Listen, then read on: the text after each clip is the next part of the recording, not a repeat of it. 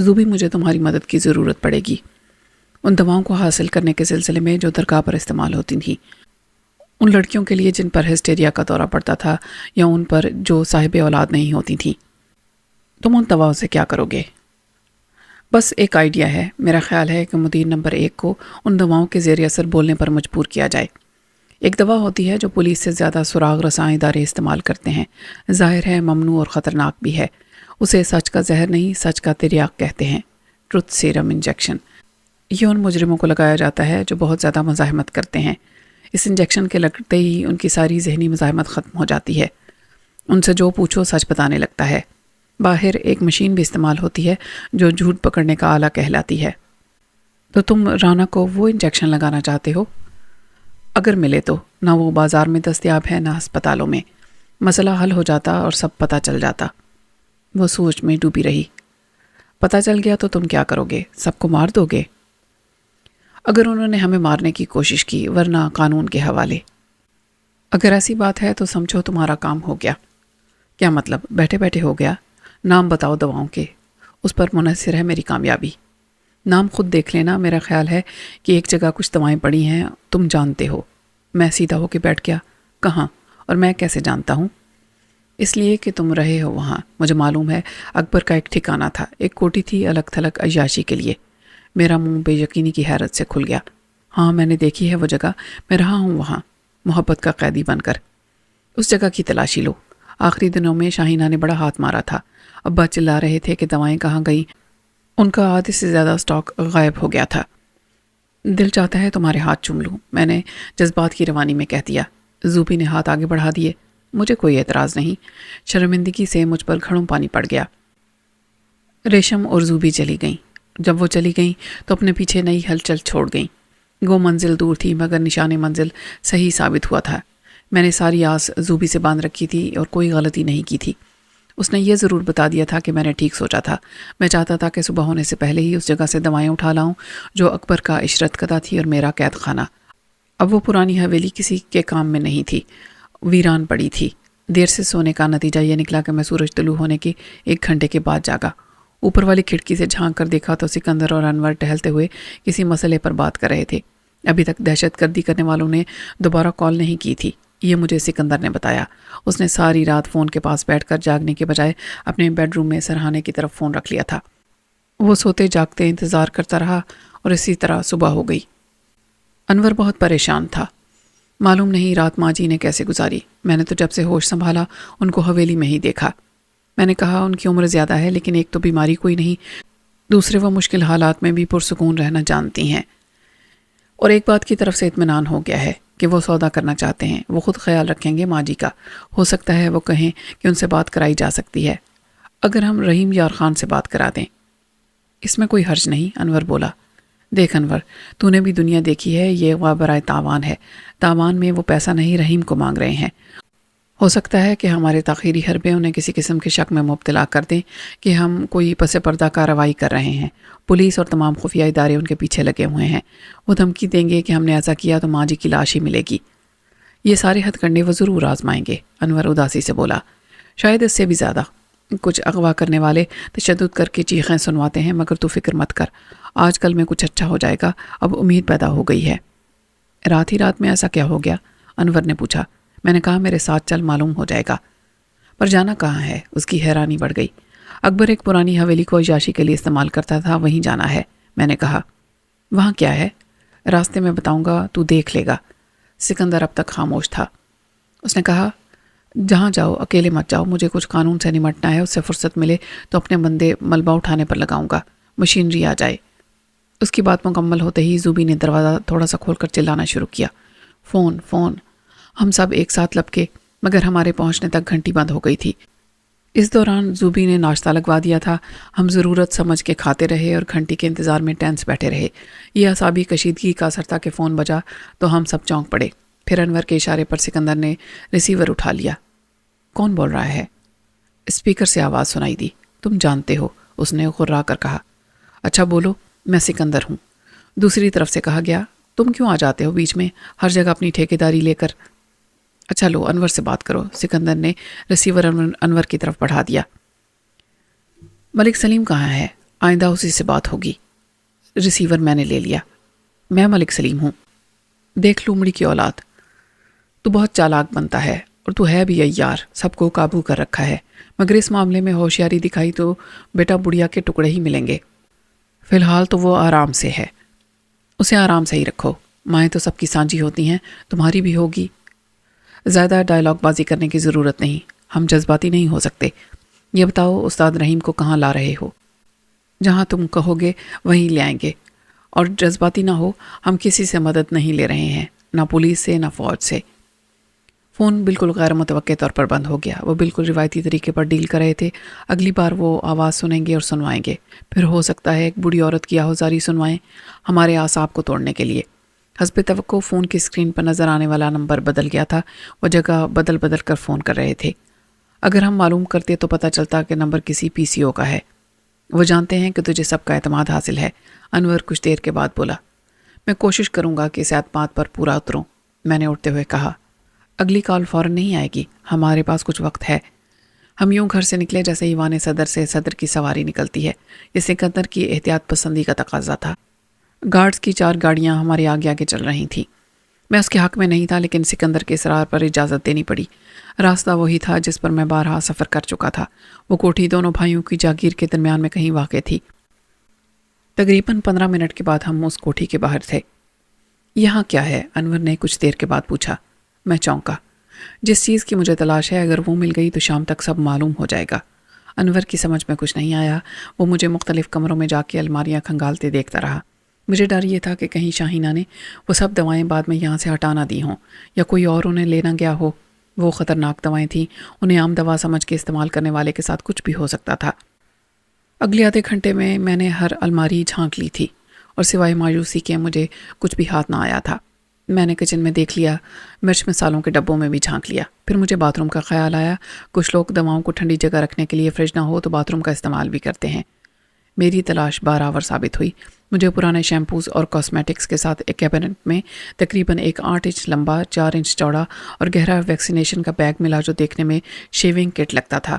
میں نے زپ کھولی تو اندر نہ ریزر تھا، نہ شیونگ کریم، اور نہ ہی آفٹر شیو۔ اس کے اندر کچھ انجیکشن تھے اور کچھ گولیاں مختلف رنگوں کی۔ مجھے اتنی ہی خوشی ہوئی جتنی خزانہ تلاش کرنے والوں کو اشرفیوں سے بھری تجوری مل جانے سے ہوتی۔ واپسی کے سفر میں نے انور کو ان دواؤں کے بارے میں بتایا۔ ابھی صرف اتنا معلوم ہے کہ یہ دوائیں انسان کی سوچ کو کنٹرول کرتی ہیں، اس کی شخصیت بدل دیتی ہیں اور ان کی ذہنی مزاحمت صفر ہو جاتی ہے۔ وہ ہپنوٹائز کیے جانے والے شخص کی طرح وہی کرتا ہے جس کا حکم ملے، لیکن ہپنوٹزم کا اثر وقتی ہوتا ہے، ان دواؤں کا اثر رہتا ہے۔ مجھے نہیں معلوم کتنا عرصہ۔ یہ سب شاہینہ نے بتایا ہوگا، مگر کون سی دوا کس مقصد کے لیے استعمال ہوتی ہے اور کتنی استعمال کرنی ہوتی ہے؟ میں نے کہا، یہ کوئی بھی دماغ کا ڈاکٹر بتا سکتا ہے۔ وہ پاگل خانے میں بھی ہو سکتا ہے، اور سول یا ملٹری انٹیلیجنس اداروں میں خصوصی ٹریننگ رکھنے والا، جس کو CIA یا KGB نے ٹریننگ دی ہو۔ پاگل خانے سے تو پوچھا جا سکتا ہے، مگر وہاں نہ ہوا تو کہیں ایسا نہ ہو کہ پولیس یا ملٹری ہمیں پکڑ لے۔ یہ سخت ممنوع دوائیں ہیں۔ کوشش کر کے دیکھتے ہیں، خدا کرے یہ انجیکشن وہی ہوں، ٹروتھ سیرم، سچ بلوانے کی دوا والے۔ میں نے کہا، مگر یہ تجھے سوجی کیسے؟ انور بولا، یار یہ بڑے وقت پر سوجی، اور سوجنے سے کیا ہوتا ہے؟ اگر مجھے زوبین کے بارے میں نہ بتاتی کہ یہ مجھے یہاں مل سکتی ہیں۔ فرض کرو یہ وہی جادو اثر دوائیں ہیں۔ ایک سب سے اہم سوال یہ ہے کہ انہیں استعمال کون کرائے گا؟ میں نے بڑے اعتماد سے کہا، میں اور کون؟ خواہ بدنہ مر جائے، اس نے کہا۔ چودھری صاحب، مجھے کوئی میڈیکل سائنس کی ڈگری نہیں لینی، کسی ڈاکٹر سے ان 2-4 دواؤں کے بارے میں معلومات حاصل کرنی ہے۔ اس سے پہلے یہ دیکھنا ہے کہ دوائیں کارآمد ہیں یا ان کی میعاد ختم ہو گئی۔ بس اب چھوٹا سا مسئلہ یہ ہے کہ ایسا ڈاکٹر ہمیں کہاں ملے گا؟ آج کا پورا دن پڑا ہے، ملتان میں نہ ملا تو ہم لاہور جا سکتے ہیں۔ ایسا نہ ہو وہ ہمیں پکڑوا دے۔ اب ایسے لاوارث اور گئے گزرے تو ہم بھی نہیں، انصاف اور قانون کو خرید سکتے ہیں تو کیا ایک ڈاکٹر کو نہیں خرید سکتے؟ دنیا کے بازار میں سب برائے فروخت ہے۔ ہماری گاڑی نہر کی طرف جا رہی تھی، پھر آگے پل پر سے گزرتے ہوئے اچانک مجھے وہ بچہ دکھائی دیا جو مجھے قبرستان تک لے گیا تھا، جہاں رمضان ایک کھلی قبر میں پڑا تھا۔ میں نے انور سے گاڑی روکنے کو کہا۔ بچہ نہر پر مچھلی پکڑنے والی ڈور کو ایک بانس کے ساتھ پانی میں لٹکائے بیٹھا تھا۔ مجھے دیکھتے ہی وہ گھبرا گیا۔ میں اس کے پاس بیٹھ گیا۔ وہ 10-12 سال کا خوبصورت اور بھولا بھالا سا بچہ تھا۔ میں نے کہا، ڈرو نہیں، نام کیا ہے تمہارا؟ بادشاہ، وہ بولا۔ میں نے کہا، بادشاہ کبھی کوئی مچھلی پکڑی ہے؟ اس نے اقرار میں سر ہلا دیا۔ کل بھی 2 پکڑی تھیں، ایک بہت چھوٹی اور ایک بڑی۔ میں نے جیب سے 10 روپے کا نوٹ نکالا۔ یہ تمہیں مل سکتے ہیں اگر تم ایک بات بتا دو۔ وہ میری طرف دیکھتا رہا۔ کرکٹ والا بیٹ 20 روپے کا ملتا ہے۔ میں نے رقم دگنی کر دی۔ آج لے لینا۔ اس نے نوٹ پکڑ لیے، بلکہ میرے ہاتھ سے چھین لیے۔ وہ بولا، بال مجھے کل مل گئی تھی۔ میں نے کہا، انہوں نے دلائی ہوگی، جنہوں نے کہا ہوگا کہ مجھے قبرستان لے جاؤ، رمضان کے پاس۔ یہ تو کسی نے نہیں کہا تھا، تم نے پوچھا تو میں نے بتا دیا۔ مجھے مایوسی ہوئی۔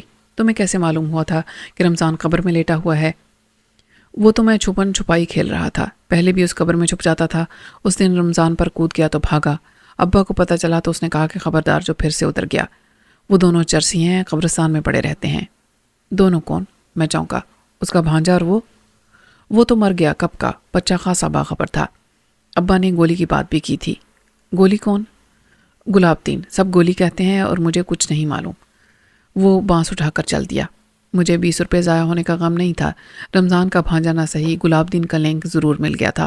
اس سے بعد میں پوچھا جا سکتا تھا کہ یہ کیا شوق ہے ان کا، وہ ضرور جانتا ہوگا رمضان کے بارے میں۔ میں واپس گاڑی میں آ بیٹھا۔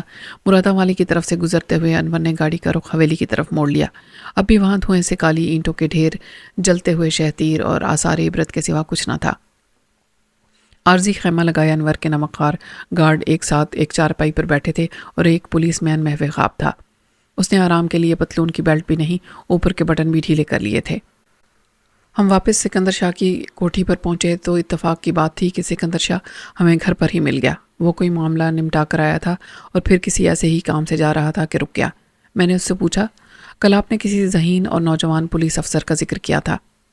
آفریدی، ملتان میں ایس پی ہے، ذہین ہے اور بھروسے کا آدمی ہے۔ کیا کام ہے اس سے؟ میں نے اسے کام کی نوعیت کم سے کم الفاظ میں بتائی۔ اگر وہ کچھ مدد کر سکے، مل کے دیکھ لو، قائل ہو گیا تو جو کر سکتا ہے کرے گا۔ وہ میرے ایک دوست کے بیٹے کا دوست ہے۔ اور دوست کا بیٹا کون ہے، کیا کرتا ہے؟ یہ پوچھو وہ کیا نہیں کرتا، ملو گے تو اندازہ ہوگا۔ ماں باپ نے لاڈ میں آ کر اس کا نام چانن دین رکھ دیا تھا۔ چند ماہی مشہور ہے، اس کے حوالے سے جاؤ گے یا اسے ساتھ لے کر جاؤ گے تو فائدہ ہوگا، حالانکہ بندہ آفریدی بھی کھرا ہے۔ سفارش کام نہیں کرتی مگر تعارف ہو جائے گا۔ اور یہ چند ماہی کہاں دستیاب ہوگا؟ اس نے کاغذ پر اس کا پتہ لکھ دیا۔ 1 گھنٹے بعد ہم گلگشت میں اس کے دروازے پر کھڑے تھے۔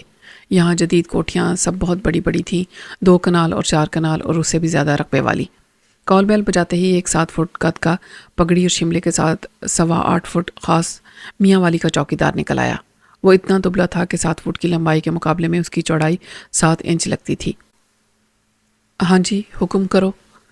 جب وہ بولا تو اس کی آواز مذاق خیز حد تک لرزتی ہوئی تھی۔ پچ کا اتنا زیادہ فرق بہت کم دیکھنے میں آتا تھا۔ ہم چند ماہی سے ملنے آئے ہیں۔ جناب چند ماہی صاحب، اس نے یوں دہرایا جیسے نام ہی پہلی بار سنا ہو، اور پھر غور کر کے بولا، اس وقت قبرستان میں مل سکتے ہیں۔ وہ خود فوت نہیں ہوئے الحمدللہ، کسی کو فوت کرنے، میرا مطلب ہے دفن کرنے گئے ہیں۔ یہاں تو ہر قدم پر قبرستان ہے، پتہ بتاؤ، انور بولا۔ پتہ تو ہم کو بھی نہیں پتا، مگر جناب چند ماہی صاحب وہاں سے کھانا کھانے تشریف لائیں گے، نور خان نور کے ہوٹل، جہاں دال فرائی ملتی ہے۔ بالآخر ہم دال فرائی کے شہرہ آفاق ٹھکانے کا پتہ معلوم کرنے میں کامیاب رہے، اور جب وہاں پہنچے تو اس کے سوا چارہ نہ تھا کہ خود بھی دال فرائی کھا کے چند ماہی کے آنے کا انتظار کریں۔ ہمیں زیادہ انتظار نہیں کرنا پڑا۔ چند ماہی کی آمد ہوئی تو جیسے بگل بج گیا، کاؤنٹر سے پہلی صدا بلند ہوئی، اوے خیر ہوئے چند ماہی صاحب، جناب کی سواری آج کدھر نکل گئی تھی؟ وہ کاؤنٹر والے سے بات کرنے لگا۔ ابھی وہ بات کر ہی رہا تھا کہ میں اس کے پاس جا پہنچا۔ میں بہت دور سے ملنے آیا تھا آپ سے، اور بہت دیر سے بیٹھا ہوا ہوں آپ کے انتظار میں۔ میں نے کہا، مجھے سکندر شاہ نے بھیجا ہے، اور آپ کے والد آفتاب گیلانی کے دوست ہیں وہ ہنس پڑا۔ کسی حوالے کے بغیر بھی آپ آ سکتے تھے۔ وہ ہمارے ساتھ آ بیٹھا اور اس کا لنچ وہیں سرو کر دیا گیا۔ تعارف ابھی مختصر اور محدود رہا۔ میں نے براہ راست کہا، ایک کام میں آپ کی مدد درکار تھی، کام ہے ایس پی آفریدی سے۔ وہ نفی میں سر ہلانے لگا۔ سفارش تو وہ باپ کی بھی نہیں مانتا۔ تم سفارش نہیں، تعارف کرا دو، تمہاری شہرت ایک سوشل ورکر کی بھی تو ہے نا۔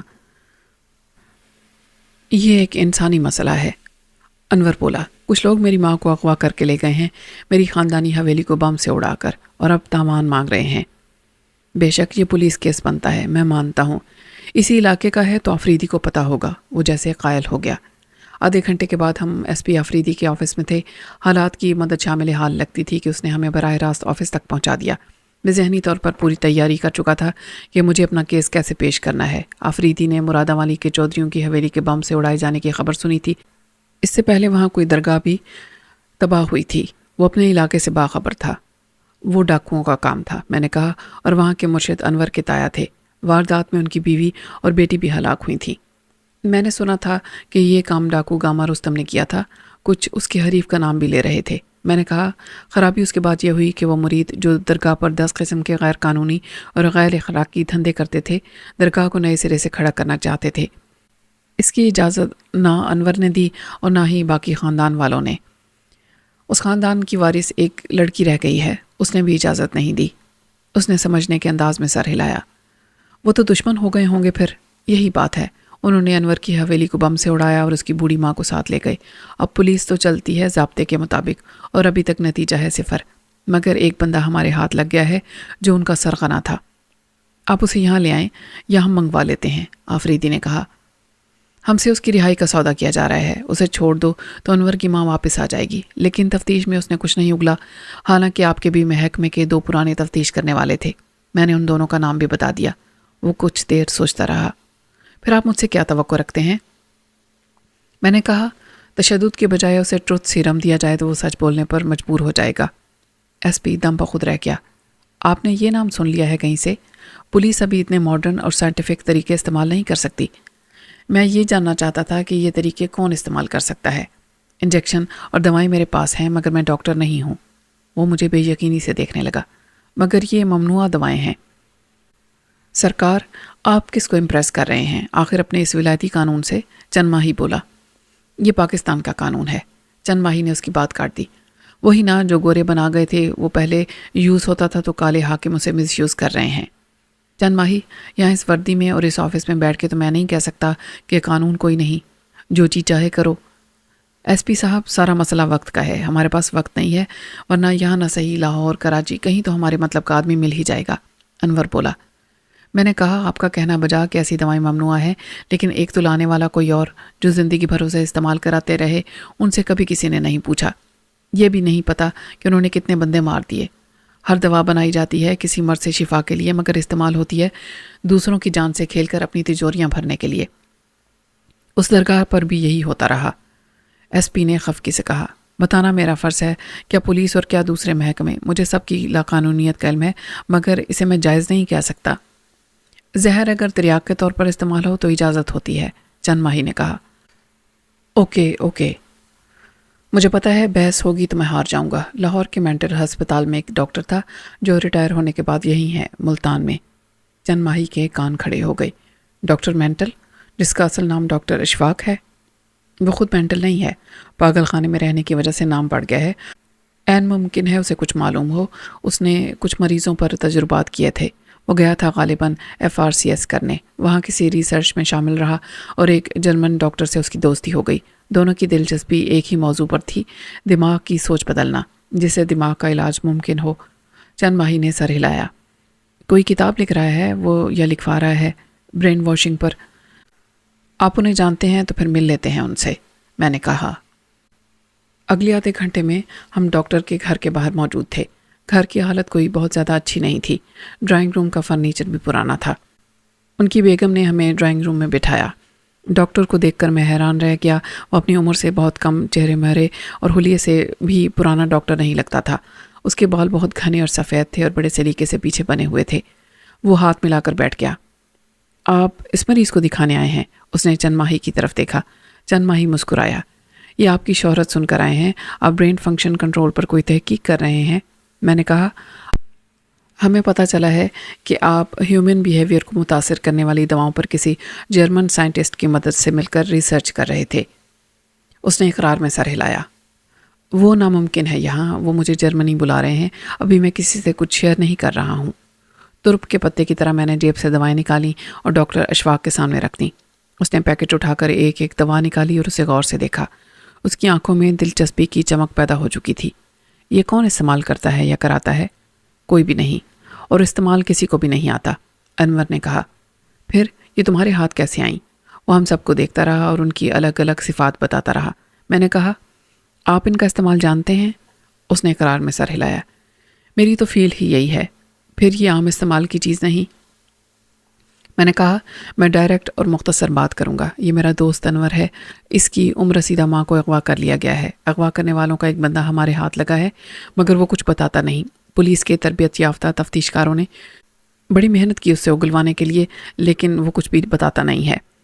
اسے سب معلوم ہے، مگر زیادہ 3rd ڈگری کا استعمال کیا تو وہ مر جائے گا، پھر ہمارے پاس کوئی کلیو باقی نہیں بچے گا۔ اس نے ایک انجیکشن اٹھایا۔ تم اسے سچ اگلوانا چاہتے ہو اس کی مدد سے؟ ظاہر ہے پولیس پر بھروسہ نہیں، کام جلدی کا ہے۔ یہ اچھا تجربہ ہوگا، اس نے جیسے خود سے کہا۔ جب وہ سچ کہے گا اس کے نتائج میرے لیے اہم ہیں، لیکن وہ خود کہاں ہے؟ اگر تم اسے لے آتے، یہ تکلیف آپ کو ہی کرنا پڑے گی۔ اس کی فیس ہم آپ کو منہ مانگی دے سکتے ہیں۔ وہ سوچ میں پڑ گیا۔ منہ مانگی؟ بات یہ ہے کہ ساری عمر مجھے صرف تنخواہ ہی ملی ہے، باقی ڈاکٹر ریٹائرڈ ہوتے ہیں تو اپنی پریکٹس کرتے ہیں، یہاں نفسیاتی علاج کرانے کون آتا ہے؟ انور نے میری طرف دیکھ کر کہا، ہم جو بھی کر سکتے ہوں گے ضرور کریں گے۔ تم لوگ پڑھے لکھے لگتے ہو، اچھی طرح جانتے ہوگے کہ غیر قانونی کام سب کرتے ہیں، مگر اس کی ایک قیمت لیتے ہیں۔ میں یہ نہ کرتا، مگر مجبوری یہ ہے کہ مجھے کم سے کم ایک بار جرمنی جانا ہے۔ تم لوگ میری بات سمجھ رہے ہو نا؟ میں نے اقرار میں سر ہلا دیا۔ بہت اچھی طرح سمجھ رہے ہیں ڈاکٹر صاحب، میں صرف ریسرچ کے لیے جانا چاہتا ہوں، یہ نہیں کہ مجھے جرمنی پسند ہے اور پاکستان پسند نہیں۔ یہ تعلیم کا سلسلہ ساری عمر ختم نہیں ہوتا، اور اگر میں نے کوئی مفید کام کیا یہاں تو سہولت بھی نہیں، تو وہ کس کے کام آئے گی؟ صرف میرے کلیگ مذاق اڑاتے تھے کہ میں نوبل پرائز لے لوں گا، کیا یہ بری بات ہے؟ اور نوبل پرائز سے کیا صرف مجھے فائدہ ہوگا؟ میرے ملک کا نام روشن نہیں ہوگا؟ شاید وہ جینیس تھا، اور جینیس سب پاگل ہی ہوتے ہیں۔ یہاں لوگ مذاق اڑاتے ہوں گے کہ پاگل خانے میں رہ کر وہ پاگل ہو گیا، جیسے پاگل پن کوئی چھوت کا مرض ہے۔ تم لوگ سوچ میں پڑ گئے ہو، کیا میں نے کچھ زیادہ مانگ لیا؟ میں چونکا۔ نہیں سر، ایسا نہیں، آپ ابھی ہمارے ساتھ چل سکتے ہیں۔ اس کا چہرہ خوشی سے کھل اٹھا۔ ڈاکٹر کو لے کر جیسے ہی ہم کوٹھی پہنچے، میں نے ان کا مختصر سا بیگ اپنے ہاتھ میں لے لیا۔ باہر نکل کر ہم سیدھے ہاتھ کی طرف اور پھر پیچھے گئے، جہاں سے زینہ نیچے تہ خانے میں جاتا تھا۔ ڈاکٹر نے کلا نما رہائش گاہ کے حفاظتی انتظامات اور اس کی وسعت اور شان و شوکت کو بہت مرعوب ہو کر دیکھا۔ ہم ڈاکٹر کو لے کر اس نچلی منزل کے سٹور نما کمرے میں داخل ہوئے۔ دیگر کمروں کے مقابلے میں وہ کچھ چھوٹا تھا، رانا فرش پر پڑا ہوا تھا اور مردہ لگتا تھا، مگر وہ نیند میں تھا۔ انسپکٹر نے لات مار کر اسے اٹھایا اور ایک گالی عادتاً دی، اٹھ مگر مت کر۔ وہ سوئے ہوئے شیر کی طرح اٹھا اور آلتی پالتی مار کر بیٹھ گیا۔ تم پر خدا کا قہر نازل ہوگا، یہ جو کچھ بھی تم لوگ کر رہے ہو نا۔ وہ غرایا۔ انور نے ایک لات مار کر اسے گرا دیا۔ تو پہلے اپنی خیر منا۔ بوٹ کی ٹھوکر اس کے گال پر لگی تھی، وہ کراہا اور منہ پکڑ کر خون تھوکنے لگا۔ پہلے ہی تمہارا سب فنا ہو گیا ہے، اب تمہارا نام و نشان بھی باقی نہیں بچے گا۔ اس نے جلالی انداز میں بد دعائیں دینا شروع کر دی تھیں۔ میں نے انور کو روکا، پھر اس سے مخاطب ہوا۔ اچھا تھا تم خود ہی کچھ سوالوں کے جواب دے دیتے، اب تمہارا توڑ یہ بنگالی کالے علم کا ماہر ہے، یہ کرے گا۔ وہ گلا پھاڑ کر ہنسا۔ اللہ والوں پر کالا جادو اثر نہیں کرتا، سمجھا دو اس جوکر کو۔ اب اس کے سوا چارہ نہ تھا کہ ڈاکٹر اپنا کام شروع کرے۔ رانا تنومند آدمی تھا، اسے رضاکارانہ طور پر انجیکشن لگوانے کے لیے آمادہ کرنا جتنا مشکل تھا، زبردستی اس کے بازو کی ایک رگ میں انجیکشن کی سوئی اتارنا اس سے بھی کہیں زیادہ دشوار تھا۔ میں نے انسپکٹر اور اس کے مددگار کو اشارہ کیا، اسے قابو کرو اور باندھ کر ڈال دو۔ یوں لگتا تھا جیسے رانا نے خطرے کو بھانپ لیا تھا۔ خبردار کوئی میرے قریب نہ آئے، بھسم کر دوں گا۔ وہ درگاہ کے زمانے سے ان ڈائلاگز کا عادی تھا۔ وہ بھرپور زور لگا کر مزاحمت کرنے لگا۔ نہ جانے کہاں سے اس میں غیر معمولی طاقت آ گئی تھی کہ اس کو جکڑنے کی کوشش کرنے والا حوالدار اور اس کا باس پوری طرح پسپا ہوئے۔ اس نے ایک کے پیٹ میں لات ماری اور دوسرے کو سر سے ٹکر۔ وہ گالیاں بکتے اٹھے۔ انسپکٹر نے اب ایک ڈنڈا اٹھا لیا تھا جو اس کی کلائی سے زیادہ موٹا تھا۔ میں نے اسے روک دیا۔ دیکھو رانا، تم جانتے ہو یہاں سے تم لڑ بھڑ کے نہیں نکل سکتے۔ اس نے ایک نعرہ لگایا۔ کوئی نہیں بچے گا، سب خاک ہو جائیں گے۔ آہستہ آہستہ دوستانہ لہجے میں بات کرتا میں اس کی طرف بڑھا۔ ہماری بات ہو گئی ہے، رات کو تمہیں چھوڑ دیا جائے گا۔ وہ فاتحانہ انداز میں مسکرایا۔ اللہ والوں کا مقابلہ کرتے ہو؟ 2 فٹ کا فاصلہ تھا کہ میں بجلی کی طرح اس پر ٹوٹا۔ یہ ایک ہی کھڑی ہتھیلی کی ضرب تھی جو اس کی بھینسے جیسی گردن پر لگی۔ عرصہ دراز سے میں آؤٹ آف پریکٹس تھا، لیکن کوئی سبق بھولا نہیں تھا۔ پریکٹس نہ ہونے سے وار اوچھا پڑتا تو کارگر نہ ہوتا۔ لیکن مجھے بڑی خوشی ہوئی جب وہ 3 من کا ہٹا کٹا لڑکھڑا کے زلزلے سے منہدم ہونے والی عمارت کی طرح نیچے گر گیا۔ اب آپ اپنا کام کر سکتے ہیں ڈاکٹر صاحب، میں نے کہا۔ ڈاکٹر نے انجیکشن نکالا۔ ایک بات اور، تمام دواؤں میں ری ایکشن کا رسک ہوتا ہے، خطرناک دواؤں میں زیادہ ہوتا ہے۔ کسی نقصان کی ذمہ داری میری نہیں ہوگی۔ میں نے اسے روک دیا۔ پہلے یہ بتا دیں کہ یہ ری ایکشن کیا ہو سکتا ہے؟ کچھ بھی، اس کا دماغ مفلوج ہو جائے، 10% چانس ہے کہ دوا کارگر نہ ہو، اور 10% یہ کہ موت واقع ہو جائے۔ میں نے انور کی طرف دیکھا تو اس نے آہستہ سے رضامندی میں سر ہلایا۔ اسی وقت مجھے یوں لگا جیسے رانا کی شیطانی طاقت کارگر ہو گئی۔ ایک دھماکہ ہوا، مجھے اس زمین دوز کمرے کے در و بام لرزتے ہوئے محسوس ہوئے۔ چھت سے چونا گرا، پھر جیسے پوری عمارت گر گئی۔ دھماکہ اس قدر شدید تھا کہ کچھ دیر تو مجھے اپنے کانوں میں سنسناہٹ سی محسوس ہوتی رہی۔ روشنی گل ہو گئی تھی اور اندھیرے میں کچھ نظر نہیں آ رہا تھا۔ تہہ خانے کا کوئی حصہ منہدم ہوا تھا، لیکن اینٹوں کے گرنے سے نہ کوئی راستہ بنا تھا اور نہ ہی چھت گری تھی، ورنہ باہر کی روشنی کسی سوراخ سے اندر بھی آتی۔ دھول میری ناک اور گلے میں خراش پیدا کر رہی تھی۔ سب سے پہلے میں نے ڈاکٹر کی چلانے کی آواز سنی، ہائے مار ڈالا۔ پھر انور نے کہا، ملک تو ٹھیک ہے نا؟ میں اس وقت تک سنبھل گیا تھا۔ ابھی میں تاریکی میں رانا کے پوزیشن کا اندازہ کر ہی رہا تھا کہ اس نے مجھ پر حملہ کر کے خود اپنی نشاندہی کر دی۔ اس کو لڑنا نہیں آتا تھا، وہ نہ پہلوان تھا اور نہ ہی باکسر۔ اپنے تنور جیسے پیٹ اور دھڑ دھڑ کرتے گوشت کے ساتھ وہ چلتا بھی ہاتھی کی طرح تھا۔ اس نے مجھ پر اندازے سے وار کیا تھا، مکہ میرے شانے پر لگا تھا۔ اس سے میرا کیا بگڑتا؟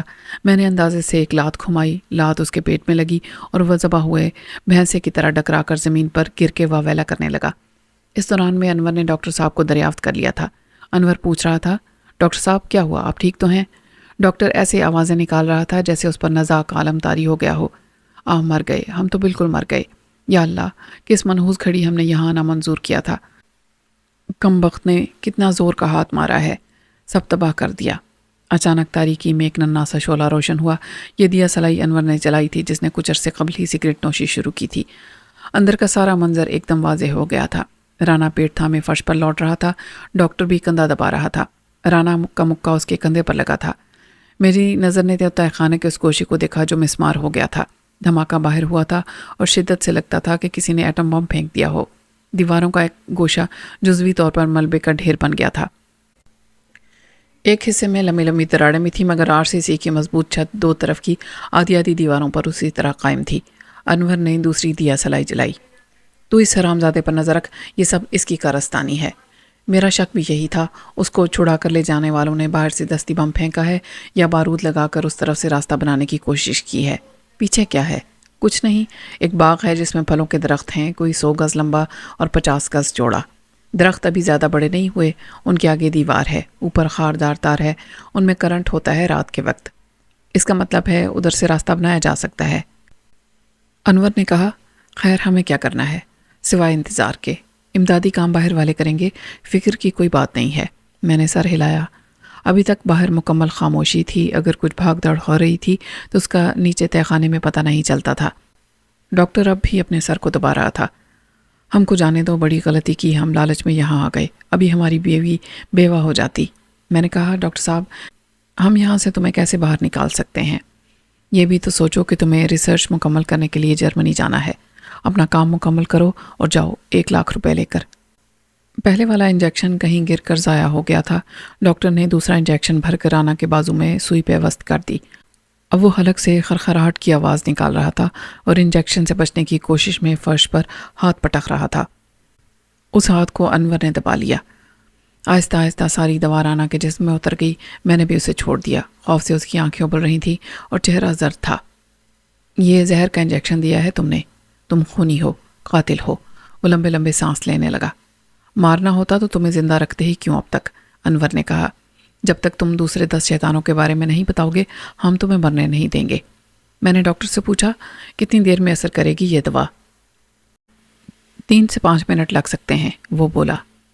باہر سے امداد کب تک آئے گی؟ وقت تو میں نہیں بتا سکتا کہ کتنا لگے گا، لیکن باہر والے ہاتھ پر ہاتھ دھرے تو نہیں بیٹھے ہوں گے، صبح ہونے سے پہلے ہی وہ ہمیں نکال لیں گے، انور بولا۔ تشویش انور کے چہرے سے بھی عیاں تھی اور میں بھی یہ سوچ رہا تھا کہ نیچے تہہ خانے میں سنائی دینے والے دھماکے کی شدت بہت زیادہ تھی یا مجھے ہی محسوس ہوئی تھی۔ مجھے بھی یہ خیال پریشان کر رہا تھا کہ اوپر اس کی تباہی کتنی ہوگی۔ حالات کے پیش نظر یہی امکان قوی تھا کہ رانا اور اس کے حالیمہ والی ہی اس تقریب کاری کے ذمہ دار ہو سکتے ہیں، مگر اس امکان کو بھی اکثر مسترد کرنا مشکل تھا کہ یہ سکندر شاہ کے کسی کاروباری حریف یا دشمن کی تقریب کاری نہ ہو۔ میری طرح انور کو بھی ان کی سلامتی کا خیال پریشان کر رہا ہوگا جو گراؤنڈ فلور پر تھے، سکندر شاہ کی بیوی، اس کی بہو زوبی اور ریشم۔ یہ وسوسے اس وقت تک ختم نہیں ہو سکتے تھے جب تک کوئی نیچے نہ آئے۔ ابھی تک باہر سے کسی ملبہ ہٹانے والی مشینری یا کھدائی کے آلات کی کوئی آواز سنائی نہیں دی تھی۔ ظاہر ہے ابھی ہمیں نکالنے کا کام شروع ہی نہیں ہوا تھا۔ رانا کی آنکھیں آہستہ آہستہ بند ہونے لگی تھیں۔ تم نے مجھے نیند کا انجیکشن دیا ہے سور کے بچوں۔ اس نے آخری بار آنکھیں کھول کر مجھے دیکھا اور پھر فرش پر لڑک گیا۔ میں نے اسے سیدھا کر دیا۔ ڈاکٹر نے یہ سب بے نیازی اور بیزاری سے دیکھا۔ اب تم اس کے بارے میں کچھ بھی پوچھو، یہ بتائے گا۔ تصدیق کے لیے میں نے رانا سے اس کا اور اس کے باپ کا نام پوچھا۔ مجھے کوئی جواب نہیں ملا۔ دوسری بار میں نے اس کے کان سے منہ لگا کر وہی سوال دہرایا۔ اس نے کسی رد عمل کا اظہار نہیں کیا۔ وہ گہری نیند میں تھا۔ انور نے ڈاکٹر سے پوچھا، یہ تو بولتا ہی نہیں، تو پھر میں کیا کروں؟ وہ چڑھ گیا۔ میں نے اپنا کام کر دیا ہے۔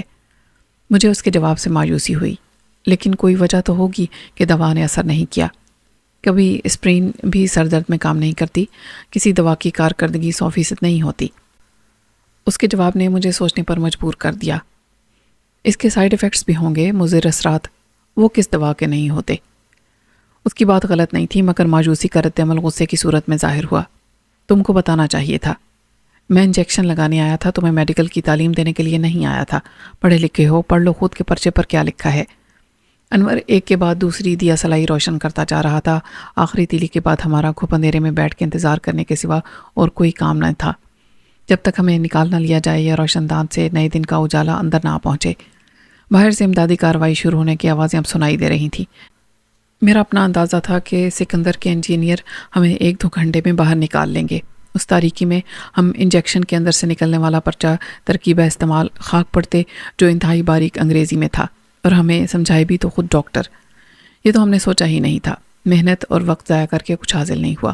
انور تاریکی میں بولا، اب رانا کو کچھ نہ ہو، یہاں سے نکل کے سوچیں گے کچھ، یہ کہیں مر نہ جائے۔ انور نے اپنے خوف کا اظہار کیا۔ پھر ہمارے پاس کیا ہوگا ماں کی رہائی کے لیے؟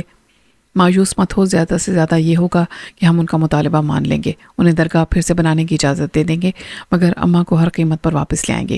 میں نے اسے تسلی دی۔ بعد میں ایسی تیسی کر دیں گے سب کی، جنگ میں کوئی اصول یا وعدہ نہیں چلتا۔ باہر سے ملبہ ہٹانے اور گڑگڑاہٹ کی آوازیں صاف سنائی دے رہی تھیں۔ رانا فرش پر مگرمچھ کی طرح پڑا تھا۔ ڈاکٹر بیزاری، تھکن اور خوف میں دیوار کے ساتھ سمٹا بیٹھا تھا۔ 2:30 بج گئے۔ انور نے کچھ حیرانی کے ساتھ کہا، 3 گھنٹے پہلے دھماکہ ہوا تھا۔ میرا خیال ہے اب تھوڑی دیر کی بات ہے، میں نے کہا۔ ایک ضرب کے ساتھ چھت کا ایک ٹکڑا ٹوٹ کر نیچے گرا۔ میں نے تہہ خانے کے گھپسیاں اندھیرے میں باہر کی تاریکی کو دیکھا تو وہ مجھے روشنی لگی۔ بہت اوپر آخر شب کے ہم سفر ستاروں کا سفر جاری تھا۔ اب میں تمام آوازوں کو سن سکتا تھا۔ مشینی کام رک گیا تھا۔ 2-4 مددگار ہدایات کے مطابق احتیاط سے دیوار کا اوپری حصہ گرانے لگے تھے۔ کسی نے ہم سے چلا کر کہا، دور رہنا صاحب۔ میں نے دھیان سے سنا۔ ان میں سکندر شاہ کی آواز شامل نہیں تھی۔ اسے نگرانی کرنے والوں کا نگران بن کر موجود رہنا چاہیے تھا۔ ان میں سکندر شاہ نہیں ہے، میں بھی یہی سوچ رہا تھا۔ میں نے کہا، کہیں وہ بھی زخمی؟ یا انور نے اندیشے کو لبوں تک آنے نہ دیا۔ ان کی بھی آواز سنائی نہیں دیتی، ریشم کی یا زوبی کی۔ میرا خیال ہے ان کو دور رکھا گیا ہوگا۔ دھماکہ اتنا بڑا نہیں تھا کہ پوری عمارت گرتی۔ اوپر کی منزل کے بیڈ روم عین ہمارے اوپر ہیں۔ اس نے چھت کی طرف دیکھا۔ چھت سلامت ہے، اس لیے مجھے یقین ہے کہ وہ بھی محفوظ ہوں گی۔ اچانک باہر سے کسی نے ایک دردناک چیخ ماری، آہ! اور یہ آواز دیوار کے شگاف کے بہت قریب سے آئی تھی۔ میرا یہ خیال پانی کے بلبلے سے بھی کم پائیدار ثابت ہوا کہ شاید کوئی زخمی ہوگا۔ ملبہ ہٹانے والے احتیاط کے باوجود حادثے کا شکار ہو جاتے ہیں، مگر چند سیکنڈ کے وقفے سے کوئی اور چلایا، اوہ یہ کیا ہے؟ پھر اس کی آواز خاموش ہو گئی۔ میری چھٹی حس خطرے کی گھنٹی بجانے لگی۔ میں اٹھ کے کھڑا ہو گیا۔ انور، مجھے لگتا ہے کہ معاملہ گڑبڑ ہے۔ یہ ہمارے مددگار نہیں ہیں۔ تو ماچس دے مجھے۔ وہ مجھ سے پہلے کھڑا ہو گیا تھا۔ میں تو خالی ہاتھ ہوں، اور ماچس مجھے تھما دی۔ میں اس گوشے کی طرف دوڑا جو واش روم تھا۔ مقابلہ مت کرنا، اور باتھ روم میں گھس کے دروازے کو اندر سے لاک کر لیا۔ اندر گھپ اندھیرا تھا۔ ایک دیا سلائی جلا کے میں نے واش روم کے اندر کا جائزہ لیا۔ آدھے حصے میں واش بیسن اور شاور تھے، دوسری طرف کموڈ تھا۔ میں نے کموڈ کی ٹنکی پر چڑھ کر ایک ہاتھ اوپر اٹھایا۔ روشن دان جس میں ہوا باہر پھینکنے والا پنکھا لگا ہوا تھا اب بھی مجھ سے 1 فٹ اوپر تھا۔ اس وقت میری ساری توجہ اپنے کام کی طرف تھی کیونکہ وقت کم تھا۔ میں باہر سے سنائی دینے والی آوازوں سے اپنا پلان مرتب کر رہا تھا۔ اب شبے کی بات نہیں رہی تھی۔ دھماکہ کرنے والوں نے پہلے پیچھے سے راستہ بنایا تھا اور پھر ملبہ ہٹا کے امدادی کارکنوں میں شامل ہو گئے تھے۔ اب وہ اندر آ گئے تھے۔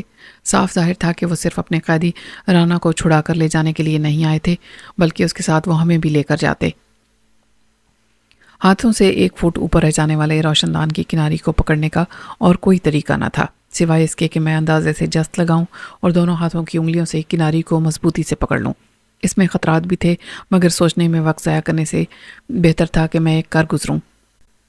میں نے کوشش کر کے ایک ہاتھ سے اس پنکھے کی جالی کو پکڑ لیا تھا۔ لوہے کی گرل کے اندر سے نکل آنا ممکن نہیں تھا۔ ایک مسلسل حرکت میں میرے ہاتھ نے مجھے اتنا اوپر کھینچا کہ میں 1.5 فٹ مربع میں پاؤں رکھ کے تقریباً الٹا لٹک گیا۔ اب سوچتا ہوں تو وہ سب ایک طویل ناممکن سی کوشش تھی جس میں سخت مشقت کے ساتھ بہت وقت لگا تھا۔ اپنی تمام بچی کھچی سانسیں جمع کر کے میں باہر کی آوازوں پر توجہ دینے لگا۔ کسی نے دھڑ سے دروازے پر لات ماری اور چیخ کے کہا، باہر آ جا شرافت سے۔ میں نے ساری جسمانی توانائی کو ایک نقطے پر مرکوز کر لیا۔ ڈور لاک پر ایک فائر ہوا اور دروازے پر دوسری لات پڑی۔ باہر کسی ٹارچ کی روشنی ہوگی جس میں ایک سایہ اندر آیا۔ اس نے باتھ روم میں ادھر ادھر دیکھا اور آگے بڑھا۔ کہاں گیا؟ بس وہی لمحہ فیصلہ کن تھا جب میں نے خود کو اس کے اوپر گرا لیا۔ اب اتنا اجالا تھا کہ میں کہیں اور نہیں گر سکتا تھا۔ وہ یوں منہدم ہو گیا جیسے برف کی چٹان پر پتھر کی چٹان آ گرے۔ دوسرے ہی لمحے اس کی کلاشنکوف میرے ہاتھ میں تھی اور اس کا سر کموڈ سے ٹکرا کے کریک ضرور ہوا ہوگا۔ اس کے سر پر گن کا فولادی دستہ لگا۔ میں ایک جست میں دروازے سے نکلا۔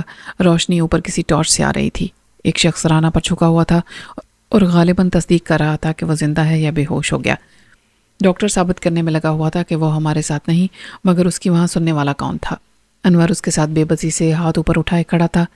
اس کے پیچھے تیسرا شخص کلاشنکوف لیے مستعد کھڑا تھا۔ نیچے رکھ دے گن، اس نے بھاری بیٹھی ہوئی آواز میں مجھے حکم دیا۔ میں اپنی جگہ منجمد ہو گیا۔ میری جدوجہد رائے گاں گئی تھی۔ انور نے بے بسی سے مجھے دیکھا۔ اوئے شکل کیا دیکھ رہا ہے؟ مرنا چاہتا ہے؟ اس نے ایک گالی کے ساتھ کہا۔ میں نے جیتی ہوئی بازی ہار دی اور آہستہ آہستہ گھٹنوں کے بل جھک کر کلاشنکوف فرش پر رکھ دی۔ اس نے انور کو دھکیلا۔ میں اور وہ ایک ہی صف میں آگے پیچھے کھڑے ہو گئے۔ ڈاکٹر مجھ سے چند قدم آگے تھا۔ رانا کا فرش پر طبی معائنہ کرنے والا اٹھ کھڑا ہوا۔ یہ تو مر گیا۔ تم نے اچھی طرح دیکھ لیا؟ تم دیکھ لو، نہ سانس آ رہی ہے نہ نبض چل رہی ہے۔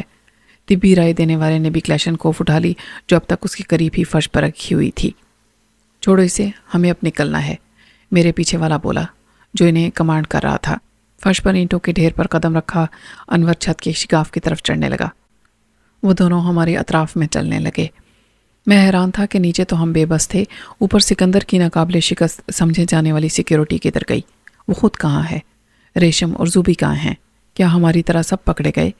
یہ بات عقل تسلیم نہیں کرتی تھی کہ امدادی کام کرنے والوں میں شامل ہو کر اتنی بڑی مسلح فورس مراد نگر میں داخل ہو گئی کہ انہوں نے تمام سیکیورٹی فورس کو بے بس اور ناکارہ کر دیا۔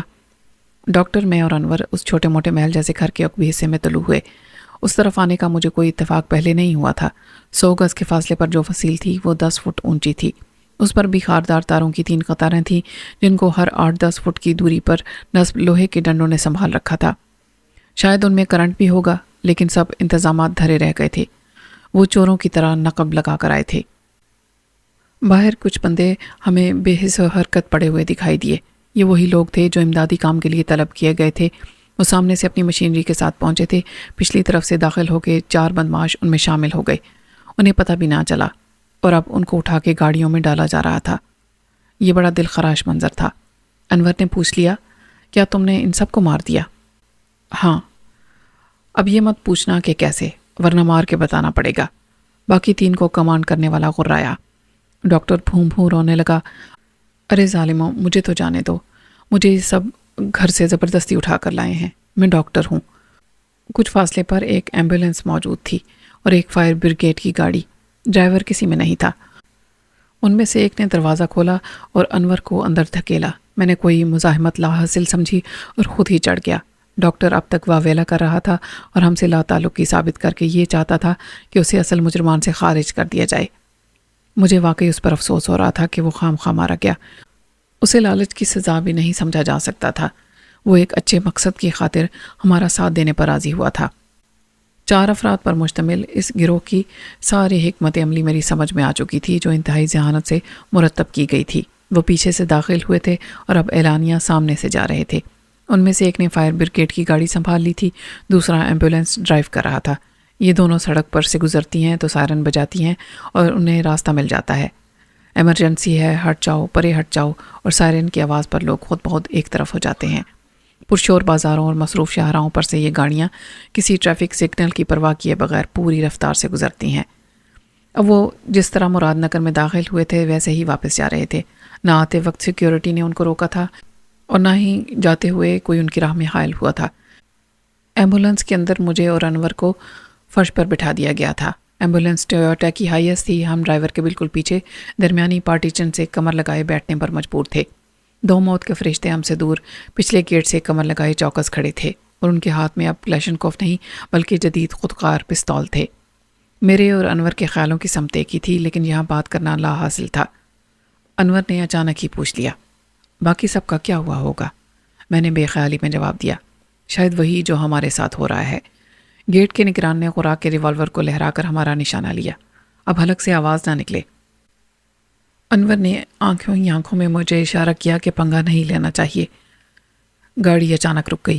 گاڑی کی سمت سے اندازہ ہوتا تھا کہ ہم انور کے گاؤں کی جانب رواں دواں ہیں، مگر ابھی مراد نگر سے زیادہ دور بھی نہیں آئے ہیں۔ غالباً وہ ایمبولینس کا ڈرائیور تھا جس نے پیچھے والا دروازہ اٹھایا۔ چھوٹی سی نیم پختہ سڑک پر آخری شب کے چاند نے دھند لگا سا پھیلا رکھا تھا۔ مراد نگر ایک نئی کالونی تھی جو سکندر شاہ نے پلان کی تھی، اس لیے سڑک کے اطراف پر روشنیاں بھی لگی ہوئی تھیں۔ مجھے سڑک کے وسط میں 3 گاڑیاں نظر آئیں جو دروازے کھولے ایک قطار میں یوں کھڑی تھی جیسے کوئی باہیں پھیلائے ہمیں خوش آمدید کہہ رہا ہو۔ ظاہر ہے ہمیں اپنی منزل تک ایمبولینس یا فائر بریگیڈ کی گاڑی میں نہیں لے جایا جا سکتا تھا۔ میرا خیال تھا کہ ایک گاڑی میں ایک قیدی کو لے جایا جائے گا، 4 میں سے 3 ڈرائیور ہوں گے۔ میں نے سوچا ایک سب کا محافظ کیسے ہوگا؟ میری یہ ساری خوش فہمی 3 گاڑیوں میں ڈرائیورز کو بیٹھا دیکھ کر دور ہو گئی۔ مجھے آنکھوں پر پٹی اور ہاتھ کمر کے پیچھے باندھ کر ایک گاڑی کی پچھلی سیٹ پر بٹھایا گیا۔ 4 میں سے 2 میرے دائیں بائیں دروازے کے ساتھ بیٹھ گئے۔ انور اور ڈاکٹر کے لیے ایک محافظ کافی سمجھا گیا۔ وہ اچھی طرح جانتے تھے کہ اصل خطرہ مجھ سے ہو سکتا ہے۔ میرے بیٹھتے ہی گاڑی چل پڑی۔ وقت اور فاصلے یا سمت کا اندازہ بھی میرے لیے ممکن نہیں تھا۔ میں نے خود کو تن بتقدیر سوچ دیا اور سر سیٹ کے پیچھے لگا کر آنکھیں بند کر لی۔ ریلیکس، میں نے خود سے کہا، آگے کیا ہونے والا ہے کچھ پتہ نہیں۔ جسم کے ساتھ میرے دماغ کا پرسکون ہونا ایک ضرورت ہے۔ زیادہ دیر نہیں گزری تھی کہ کوئی پھاٹک کھلا اور گاڑی رک گئی۔ مجھے کھینچ کر باہر کھڑا کر دیا گیا۔ چل، کسی نے مجھے دھکیل کر کہا اور میرا بازو تھام لیا۔ میری آنکھوں پر سے پٹی ہٹائی گئی تو وہ کسی عام سے گھر کا کمرہ تھا جس میں ایک پرانا بیڈ لگا ہوا تھا، فرش پر پرانا قالین تھا اور ایک پرانا صوفہ۔ بوسیدگی کمرے کی ہر چیز سے یہاں تھی۔ چھت سے ذرا نیچے ایک ٹیوب لائٹ تھی۔ کمرہ 12 فٹ لمبا چوڑا ہوگا، جس کے ایک کونے میں دروازہ باتھ روم کا بھی ہو سکتا تھا۔ ڈاکٹر اور انور کو بھی اسی کمرے میں لایا گیا۔ ڈاکٹر دھڑام سے سیدھا بیڈ پر لیٹ گیا۔ وہ بوڑھا آدمی تھا، اس کی جسمانی قوت برداشت کم تھی۔ میں اور انور صوفے پر ساتھ ساتھ بیٹھے اپنی کلائیاں ملتے رہے جن پر باندھے جانے سے نیل پڑ گئے تھے۔ یہ آخر کیا ہو رہا ہے؟ انور سر پیچھے رکھ کر نیم دراز ہو گیا۔ پتہ چل جائے گا۔ یہ کھیل میری سمجھ میں نہیں آیا۔ ہم تو خیر ایک ہی جگہ سے اٹھائے گئے۔ میں نے کہا اس پلان کی داد دیے بغیر میں نہیں رہ سکتا۔ انور بولا، جو لوگ وہاں پڑے تھے 8-10 تھے، ان سب کو کیسے مار دیا انہوں نے؟ میں نے کہا میں نے انہیں قریب سے گزرتے ہوئے دیکھا تھا۔ ان کے جسموں پر مجھے کوئی زخم دکھائی نہیں دیا اور نہ ہی خون نظر آیا۔ انور نے سر ہلایا۔ گولی چلنے کی آواز بھی نہیں سنائی دی تھی۔ وہ سب آگ بجھانے والے اور ملبہ ہٹانے والے تھے۔ کوئی فائر کرتا تو باقی جان بچانے کے لیے بھاگتے۔ ایسا لگتا تھا سب سوئے پڑے ہیں۔ ممکن ہے وہ سب بے ہوش ہوں۔ بے ہوش بھی کیسے ہوئے؟ کچھ وقت لگتا ہے۔ گولی یا انجیکشن کا استعمال سب سے آسان ہوتا ہے۔ وہ ہو نہیں سکتا تھا۔ گیس فوری اثر کرتی ہے، مگر گیس گن ملتی کہاں ہے؟ صرف سنا ہے اس کے بارے میں۔ میں نے کہا اس سے بھی زیادہ غور طلب سوال یہ ہے کہ جب ان لوگوں نے یہ کارروائی کی، انہیں مارا یا بے ہوش کیا، تو باقی لوگ کیا تماشا دیکھتے رہے؟ سکندر شاہ، ریشم یا زوبی؟ ان کے علاوہ بھی بہت لوگ ہوں گے، گھر کے ملازم جو اندر رہتے ہیں۔ ہو سکتا ہے کہ اندر بھی سب بے ہوش پڑے ہوں، میں نے کہا، ورنہ وہ کیسے بے فکر ہو کر بیٹھے رہتے یا چین سے سو جاتے؟ جب تک ہم نکل نہ آئیں وہ ایک ٹانگ پر کھڑے رہتے۔ اور ویسے بھی اگر اتنی بڑی واردات ہو جائے تو امدادی فورس جو ملبہ ہٹاتی ہے ان کے ساتھ پولیس نہیں آئے گی، اخبار والے، کوئی بھی نہیں پہنچے گا۔ ہو سکتا ہے پولیس آئی ہو اور چلی گئی ہو جائزہ لے کر اور ضابطے کی کارروائی کر کے۔ میں نے نفی میں سر ہلایا۔ اول تو سکندر اتنا غیر اہم اور لاوارث شخص نہیں، کوئی ایس پی نہ صحیح ڈی ایس پی آیا ہوگا، اور وہ کیا باہر سے ایک نظر ڈال کر چلا جاتا؟ ضابطے کی کارروائی کہاں ہوئی؟ کون آیا نیچے؟ ہمارے برآمد ہونے تک انہیں روکنا چاہیے تھا۔ مجھے واقعی کچھ سمجھ نہیں آتی۔ معلوم ہوتا ہے وہاں ہمارا والی وارث کوئی نہیں، اندر دفن ہو گئے تھے، یہ لوگ نکال کر اپنے ساتھ لے گئے، کسی نے روکا ٹوکا نہیں۔ 4 گھنٹے ہو گئے۔ میں نے گھڑی دیکھی۔ ایک اور امکان بھی ہو سکتا ہے مگر دور کا۔ وہ کیا؟ یہ اندر کا کام ہے، ان سائڈ جاب، بالکل فلمی آئیڈیا۔ اندر سے کس نے ان کی مدد کی اور کیسے؟ برخوردار نمک حرام کہاں نہیں ہوتے۔ کلا بند حریف کو فتح کرنے میں ہمیشہ اندر والوں سے مدد لی جاتی ہے۔ پیسہ سب کچھ خرید لیتا ہے۔ کچن میں کام کرنے والا کوئی بھی فرد چائے کافی یا کھانے میں بے ہوشی کی دوا ڈال سکتا ہے۔ پھر یہ بات بھی غور طلب ہے کہ دھماکہ صرف ایک حصے سے راستہ بنانے کے لیے کیا گیا تھا، عمارت کو اڑانے کا منصوبہ نہیں تھا۔ وہاں جہاں سیر وہاں سوا سیر۔ وہ آواز گیٹ تک سنی گئی ہوگی تاکہ جب امدادی ٹیم آئے تو ان کا راستہ نہ آتے ہوئے روکا جائے اور نہ جاتے ہوئے۔ تو سو رہا ہے؟ نہیں، میں غور فرما رہا ہوں۔ ایمبولینس اور فائر بریگیڈ کو بھی فون اسی نے کیا ہوگا۔ سب کو سلانے والے نے اطلاع دی ہوگی کہ میں نے اپنا کام کر دیا ہے، بے فکری سے آ جاؤ، اور وہ ایمبولینس لیے تیار کھڑے ہوں گے۔ آگ بجھانے والی گاڑی خود آئی ہوگی ان کی اطلاع پر۔ انور مجھے دیکھتا رہا۔ پیر و مرشد بڑی دور کی سوجھی، مگر لگتا ہے کہ ٹھیک ہی سوجھی۔ ایسا ہو سکتا ہے، بلکہ ایسا ہی ہوا ہوگا۔ کاش ایسا ہی ہوا ہو، یعنی بس ہم 2 ہی گرفتار بلا ہوں، باقی سب محفوظ ہوں۔ ہماری نظر ڈاکٹر پر پڑی تو وہ سو رہا تھا، جیسے بے ہوش پڑا ہو۔ انور نے افسوس سے کہا، بیچارہ کہاں تک برداشت کرتا۔ یہاں سے نکل گئے تو میں اس کی تلافی بھی کر دوں گا، 1 لاکھ کی بجائے 2 لاکھ دے دوں گا۔ حاصل کچھ نہیں ہوا۔ ہم نے جھک ماری، کچھ پکنے سے پہلے ہی وہ مر گیا۔ میں نے کہا، ڈاکٹر کی بات غلط نہیں تھی، یہ خطرہ تو ہوتا ہے خطرناک دواؤں میں، کیا پتا وہ ایکسپائرڈ ہوں، پرانی ہو گئی ہوں۔ اب معلوم کرنے کا بھی کیا فائدہ؟ اس کے تو والد وارث کو بھی پتہ نہیں چلے گا کہ وہ کہاں گیا۔ پوسٹ مارٹم کیسا اور تفتیش کیسی؟ یوں ہی باتیں کرتے ہوئے بہت دیر نکل گئی۔ پھر باتیں بھی ختم ہو گئیں تو خاموشی کے مختصر وقفے میں نیند کی دیوی نے چھاپا مارا اور تھپکی دے کر سلا گئی۔ 1 گھنٹہ یا اسے کچھ زیادہ میں بھی گرد و پیش سے غافل رہا۔ ثابت ہوا کہ نیند تو سولی پر بھی آ جاتی ہے۔ میری آنکھ کھلی تو انور باتھ روم جا چکا تھا اور ڈاکٹر بیدار ہو کر بیڈ پر لیٹا ہوا تھا۔ ڈاکٹر نے مجھے جاگتا دیکھ کر دکھی لہجے میں کہا، تمہیں میری ذرا بھی فکر نہیں، تمہیں پتہ بھی نہیں کہ میری بیوی رات بھر روتی رہی ہوگی۔ ہم تلافی کر دیں گے ڈاکٹر صاحب، بشرط زندگی۔ انور باتھ روم سے نکل رہا تھا۔ یار آخر مقصد کیا تھا اس کارروائی کا؟ اتنا بندوبست صرف اس لیے کیا کہ ہمیں یہاں لا کے بٹھا دیں؟ جلدی تجھے ہے، انہیں نہیں۔ تاخیر تو ان کا ایک ہتھیار ہے، وہ کچھ نہ کچھ کریں گے، وقت گزارتے رہیں گے، مہینہ 2 مہینے 6 مہینے سال، بالآخر ہم ہتھیار ڈال دیں گے، اور ہمیں کیا معلوم کہ ان کا پلان کیا ہے۔ وہ سکندر یا زوبی تک اپنا مطالبہ پہنچا چکے ہوں گے۔ انور نے کمرے میں چکر کاٹتے ہوئے دروازے کو ہلا کے اس کی مضبوطی کا اندازہ لگانا چاہا تو وہ باہر کی طرف کھل گیا۔ اس نے میری طرف دیکھا۔ ہم بلا وجہ ہی خود کو اسیر سمجھے بیٹھے ہیں۔ اس کے ساتھ ہی میں دوسرے کمرے میں آ گیا۔ یہ روایتی کوارٹر ٹائپ مکان تھا، 2 کمرے ساتھ ساتھ تھے۔ پھر برآمدہ تھا جس کی ایک طرف تیسرا کمرہ بیٹھک یا ڈرائنگ روم بنانے کے لیے، دوسری طرف کچن، سامنے مختصر پکا صحن اور 4 دیواری میں ایک دروازہ باہر کھلنے والا۔ اللہ اللہ خیر صلاح۔ اچانک ہی ساتھ والے کمرے سے ایک عورت گھونگھٹ میں چہرہ چھپائے باہر نکل آئی۔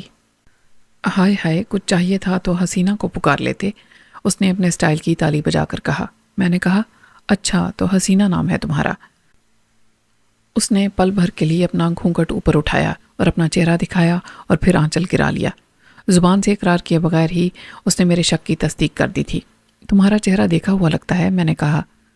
یہ وہی ہے، انور نے روانی میں کہا۔ حسینہ نے ہونٹوں پر انگلی رکھ کر ہمیں چپ رہنے کا اشارہ کیا۔ یہ امید کی پہلی کرن تھی، حسینہ کے روپ میں ہمارا کوئی ہمدرد تھا۔ انور مسکرایا اور پلٹ کر دروازہ کھولنے لگا۔ باہر کچھ بھی نہیں تھا۔ بظاہر یوں لگ رہا تھا کہ ہماری نگرانی پر کوئی بھی مامور نہیں، لیکن ایسا ممکن نہیں تھا۔ کسی نے اتنا تردد بلا وجہ تو نہیں کیا تھا۔ یہ سراب ہے چودھری صاحب، کوئی نظر نہیں آتا لیکن ہوگا ضرور۔ نظر نہ آنے والی مخلوق بندوں کی سیکیورٹی ڈیوٹی نہیں کرتی، انور بولا، مگر بات میں تیری لاجک ہے۔ فرض کر ہم فرار کی کوشش کا ڈرامہ کریں اور نظر نہ آنے والی گولی کا نشانہ بن کے اللہ کو پیارے ہو جائیں۔ نو سر، ابھی میں خودکشی کے موڈ میں نہیں ہوں۔ پھر کیسے پتہ چلے گا؟ جلدی کیا ہے دوست؟ لیکن یہ بات بالکل واضح تھی کہ کوئی نہ کوئی نادیدہ آنکھیں ہم پر نگران ضرور تھیں۔ میں نے انور کا ہاتھ پکڑ کر اسے اندر کھینچ لیا۔ یہ خطرہ اندر بھی تھا کہ خفیہ آنکھیں یا کان موجود ہوں۔ میں نے چلا کر حسینہ کو پکارا، حسینہ، حسینہ عالم، ہائے کیا دہائی مچائی ہے، آتے ہیں۔ وہ کمر لچکا کر دروازے میں کھڑی ہو گئی۔ ہاتھ سے میں نے اشاروں کی زبان بولی، اس سے کان اور آنکھوں کو چھو کر پوچھا کہ کیا یہاں ہم دیکھے اور سنے جا سکتے ہیں؟ اس نے بھی اشاروں کی زبان میں ہمیں سمجھا دیا کہ دیواروں کے کان ہیں، آنکھیں نہیں ہیں۔ میں نے اشارہ کیا کہ وہ لکھنے کو کچھ لا دے۔ وہ کچھ دیر کے لیے غائب ہو گئی۔ دوبارہ اندر آئی تو مجھے ایک کاغذ اور بال پوائنٹ دے دیا۔ انور نے پہلے لکھا، تم سلونی کے بھائی ہو؟ اس نے گھونگھٹ ہٹا دیا اور مسکرایا۔ لکھنے کے بجائے اس نے اقرار میں سر ہلا دیا۔ میرا دل خوشی سے باغ باغ ہو گیا۔ اگر اسے زیادہ دیر روک کر خاموشی کی زبان میں اسے زیادہ دیر بات کی جاتی تو انہیں جو کہیں کان لگائے بیٹھے تھے شک ہو جاتا۔ چنانچہ میں نے اونچی آواز میں کہا، اب جاتی ہے یا میں دھکے دے کر نکالوں؟ اس نے سمجھداری سے کام لیا۔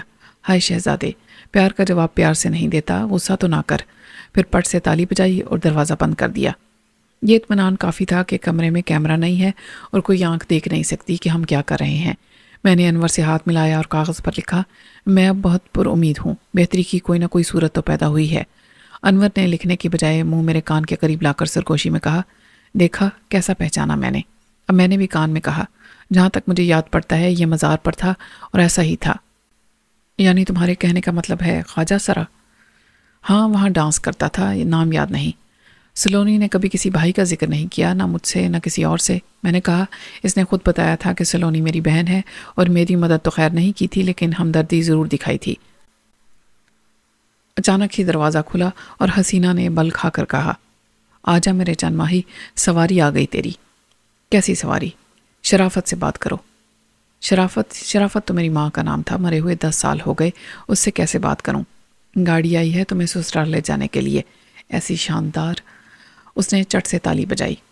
باہر واقعی ایک سیاہ رنگ کی دھوپ میں لشکاریں مارتی مرسیڈیز کھڑی تھی۔ ایک شوفر سفید ورتی میں بونٹ کا سہارا لیے کھڑا سگریٹ پی رہا تھا۔ ہمیں دیکھتے ہی اس نے ڈرائیونگ سائیڈ کا دروازہ کھولا اور سیٹ پر بیٹھ گیا۔ پیچھے والے دونوں دروازے پوری طرح کھلے ہوئے تھے اور ان پر اجلے سفید سیٹ کور تھے۔ بیٹھنے کے بعد میں نے آگے بیٹھے ہوئے تنومند سیاہ فام کو دیکھا جس نے کالا سوٹ پہن رکھا تھا اور اس کی ٹائی بھی کالی تھی۔ اس کے سر کے بال ہموار کٹے ہوئے لان کی گھاس جیسے تھے۔ جب وہ پلٹ کر مسکرایا تو اس کے سیاہ دانت چپکے۔ میں جوزف ہوں، Joseph D'Costa. How are you sir? میں نے حیران ہوئے بغیر سر ہلایا۔ Thanks, I am fine. ہم کہاں جا رہے ہیں جوزف؟ اس نے انگریزی میں ہی کہا، زیادہ دور نہیں۔ انور بولا، اور تم کون ہو؟ اس نے پھر گول مول جواب دیا، آپ کو معلوم ہو جائے گا۔ نہ جانے کب اور کہاں سے ایسی ہی دوسری گاڑی ہمارے پیچھے لگ گئی تھی۔ دروازے کھول کے فلمی سٹائل میں سڑک پر جمپ لگانے کا ابھی تک میں نے سوچا نہیں تھا۔ اتنے اہتمام سے ہمیں لانے لے جانے والوں نے اس کی گنجائش ہی کہاں چھوڑی ہوگی۔ دروازوں میں ہینڈل نظر آ رہے تھے مگر مجھے یقین تھا کہ وہ ناکارہ بنا دیے گئے ہوں گے۔ ٹرائی کرنے پر یہ خیال درست ثابت بھی ہوا تھا۔ دروازے صرف باہر سے کھولے جا سکتے تھے۔ گاڑی ایک عالی شان محل کے فولادی دروازے کے سامنے جا کر رکی۔ دروازہ کھولا گیا تو دھوپ کی چمک سے زیادہ میری آنکھیں ایک قصر عالی شان کی شان و شوکت سے خیرہ ہوئیں۔ مراد ہاؤس اس کے مقابلے میں سرونٹ کوارٹر تھا۔ اس کے چاروں طرف چھوٹے چھوٹے 3 کاٹیج بنے ہوئے تھے، شاید سنگل بیڈ ماں دیگر لوازمات، ڈرائنگ روم، کچن، باتھ وغیرہ۔ سب کونے میں ایک انیکسی یا گیسٹ ہاؤس۔ چوتھے کونے میں وسیع فولادی گیٹ جسے کھولنے بند کرنے والا دربان مفقود تھا۔ ضرور یہ کسی ریموٹ کنٹرول سے آپریٹ ہوتا ہوگا اور اسی وقت کھلتا ہوگا جب مانیٹرز والوں کو کسی کو اسکرین پر دیکھ کر اطمینان ہو جائے کہ آنے والے بے ضرر ہیں۔ میں نے انور سے پوچھا، یہ کس کا گھر ہو سکتا ہے؟ یہ گھر ہے، کم سے کم محل تو کہہ، میں یہاں آ چکا ہوں ایک بار۔ پہلے کیا جرم تھا تیرا؟ میں نے کہا، ابا جی کے ساتھ آیا تھا، یہ اس علاقے کے MNA، جاگیردار، پیر سبھی کچھ ہیں۔ اندر سے ایک بٹلر قسم کا نوکیلی مونچھوں والا شخص نمودار ہوا۔ اس نے ہاتھ کا اشارہ کر کے ہمیں اندر تشریف لانے کا سگنل دیا۔ وہ ہماری قیادت کرتا ہوا آگے آگے چل رہا تھا، پھر وہ ایک جانب مڑ گیا اور ایک دروازے کو تھام کر کھڑا ہو گیا۔ ہم اندر داخل ہوئے تو یہ بھی ایک نشست گاہ تھی۔ ہم ایک شاندار گولڈن صوفے پر بیٹھ گئے جس کے سامنے چائے کی ٹرالی پہلے سے موجود تھی اور اس میں بے حد گرم اور خوشبودار کافی کے علاوہ سب علم قلم تھا، مگر میں نے 2 انگلش کراکری کے مگوں میں کالی کافی نکال لی اور زہر آلود ہونے کے خوف سے آزاد پینے لگا۔ ڈرنے اور پریشان ہونے سے حاصل کچھ نہیں ہوتا، میں نے انور سے کہا۔ ابھی میں نے مگ رکھا ہی تھا کہ جیسے بجلی چمکی، پھر اس کے بعد چراغوں میں روشنی نہ رہی۔ میری آنکھیں ایک ہی جگہ مرکوز ہو گئیں، لیکن میرا جسم پتھر کا ہو گیا۔ بہت دور سے آتی ہوئی ایک آواز میرے کانوں تک پہنچی جو میرے لیے زلزلے کی گڑگڑاہٹ سے کم نہ تھی۔ زمین زلزلے کی زد میں تھی اور ہر چیز اتھل پتھل ہو رہی تھی۔ میرا دم گھٹ رہا تھا، میرا سارا وجود ایک صدا بن گیا تھا جو ہر سمت گونجتی تھی۔ نہیں نہیں، یہ نہیں ہو سکتا، یہ وہم ہے، یہ میرا خوف ہے جو ایسا دکھا رہا ہے۔ یہ ایک ایسا ڈراؤنا خواب ہے جو ہر جگہ میرا پیچھا کرتا رہا ہے اور آج تعبیر بن کر سامنے کھڑا ہے۔ دھند چھٹنے لگی تھی، شور تھم گیا تھا، میری آنکھوں کے سامنے کا منظر واضح ہو گیا تھا اور میں نے دیکھا تو سب کچھ وہی تھا۔ انور میرے دائیں ہاتھ پر اسی طرح بیٹھا تھا، میرے سامنے میز پر کافی کا خالی مگ موجود تھا۔ تبدیلی ایک تھی جو ناقابل یقین تھی۔ میرے مقابل نادر شاہ بیٹھا لائٹر سے اپنا سگریٹ جلا رہا تھا۔ اس نے مسکرا کر مجھے دیکھا۔ کیسے ہو فرید؟ بالکل وہ نادر شاہ ہی تھا، اس کا کوئی ہم شکل نہیں تھا۔